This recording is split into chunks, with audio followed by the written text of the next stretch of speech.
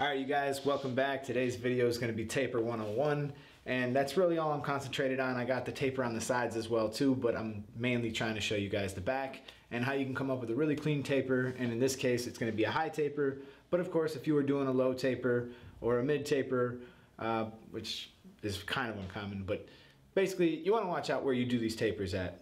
Alright, you want to be careful where you do these tapers because of the occipital bone, and sometimes people have different hollows in different spots in their head. So like what I would recommend to you first off is assess your canvas and decide where you want the fade to be, because if he has a lot of dips, or some people who are a little overweight, they can have wrinkles back here and things like that. You don't want to be doing the fade on that spot. You'd want to do it either below it or above it. So if you can avoid fading on that spot, you're going to find it a lot easier.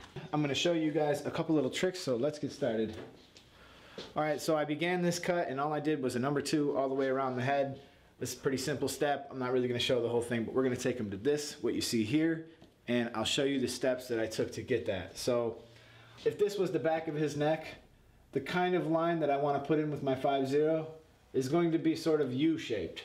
So essentially you're seeing something like this. Okay, and this is what's going to begin this fade, and the reason for that, on these areas of the neck, we want to keep some hair so that when we go back through and we do our lineup, we got our lineup nice and clean. Alright, it's okay if your half moon shape is not the perfect, it doesn't really matter, but the thing that does matter is we just want to keep hair here and here so that later when we go back and we do the edge up, we can make it absolutely perfect.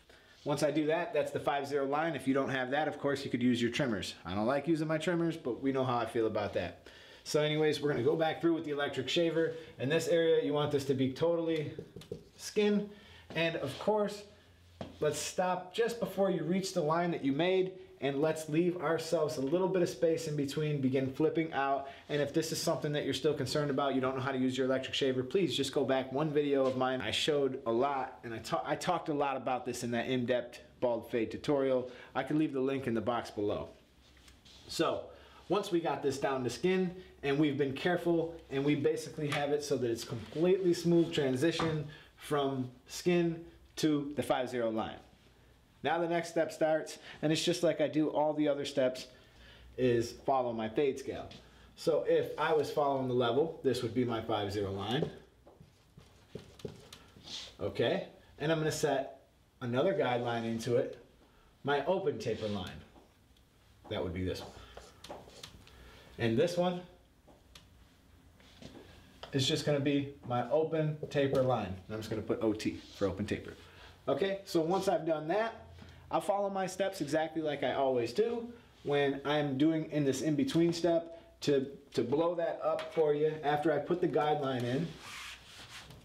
What's actually happening in between the guideline. So again, this is 5-0 and this is open taper. Okay, what's actually happening on these in-between steps? It's the same no matter what I'm doing. So for instance, what I mean by that is if this was a 1/16 and the top was a 1/16 open, and if this was a 1 and this was a 1 open, okay? So open being the longer setting. So anyways, we're gonna go back, we're gonna close the lever just a little bit, and we're gonna stay just under where we went with that, and we'll say that the lever has been closed only 10%, so it's basically wide open. And we close the lever a little bit more, we close it 20% more, so basically right now the lever is 80% open still. Okay, and we stay just below where we went, and we continue doing that till we drop this all the way down to 0% open. It's completely closed throughout all these steps. What's up, Matt? Good, man. Yeah, through all these steps, whenever we're working in the middle, whenever we're working in the middle of any of these steps, we want to reduce the amount of times that we hold our clipper flat, and we want to try to keep it on an angle. So again, when I've only closed at 10%, it's basically wide open. I'm keeping it on an angle as I take care of this, okay? You're gonna see that this line starts to dissipate little by little throughout this process. I bump it down a little bit more on the lever, so now I have it just a little bit lower. And I stay just a little bit lower than where I was. I bump it down a little bit more on the lever, so maybe the lever is about halfway open. Okay, now I bump it down all the way, like almost all the way. It's like 25%. and I keep that going, and then I'm gonna bump it all the way down to 0, completely 0, and it's completely closed, which is the closest setting it can be, and I'm going to wipe this out. Okay, you'll notice that I'm applying this to this taper, right? And basically, it's the same no matter where I apply this to. So a lot of people are like, oh, I know how to fade and this and that, but I have trouble with my tapers. Probably the trouble with your tapers is where you're putting your tapers. So remember what I said, above or below the occipital bone, don't put it in a problem area. Make it as smooth of an area as you can possibly work on. I realize that's not the case for every person. It's gonna be different. But for the most part, you're gonna find this a lot easier if you follow that. So you can apply these steps to any kind of skin fade. It doesn't matter. So if we were at open taper now, everything is smooth to the open taper. So if I bring the open taper line down here and I put OT, and what is the next step up on the fade scale? Let me bring the fade scale up just so you can see. Right above the open taper line, you're gonna see that it's actually gonna be, this line is now going to become the 0 or the 1/16 if you're using wall, and then this would be the 0 open, okay? So we're gonna work the exact same step. Remember, we did this, we did this, we did this. As we were closing it, we kept it on an angle, and we came down little by little as we continued to close the lever until it was all the way closed, and we kept it on an angle the whole time. So I just wanna reiterate the fact that there is no difference. Hi, Vanya. I just want to reiterate the fact that there is no difference whether you're applying the fade technique to a taper, you're applying the fade technique to a skin fade, however you're applying the fade technique, it doesn't matter, it will always work for you.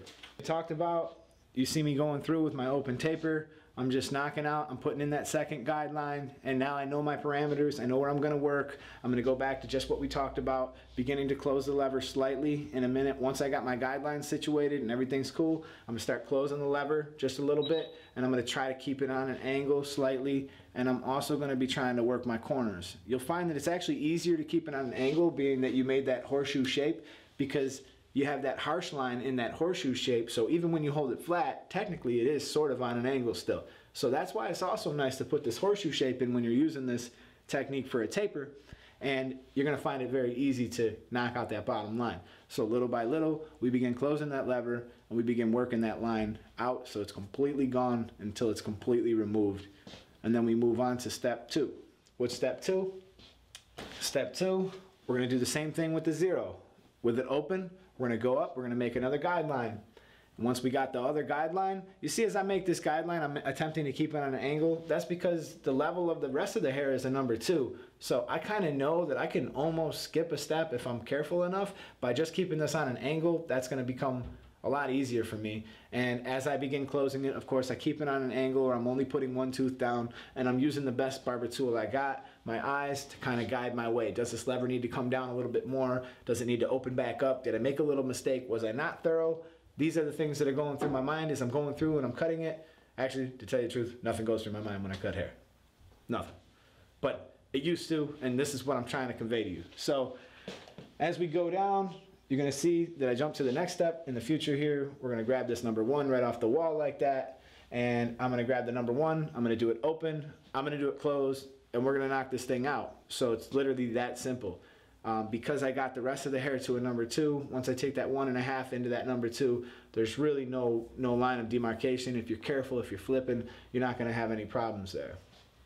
So I'm gonna show you guys the rest of this cut, everything I did, and I'm gonna let you just rock out to some music. You can check that out.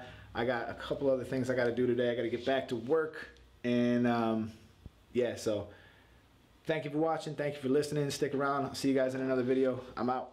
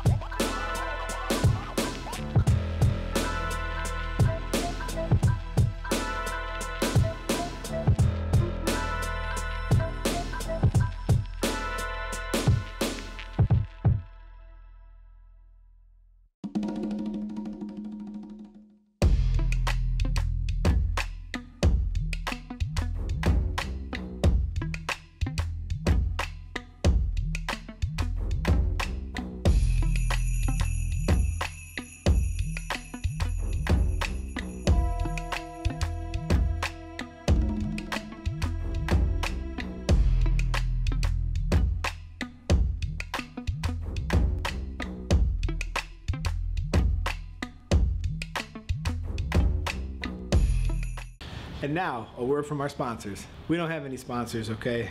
This is just me trying to make a difference. I make all the videos, I edit them, I shoot them, I film them, I got all the cameras, the equipment, computers, and it's all very expensive to make these YouTube videos.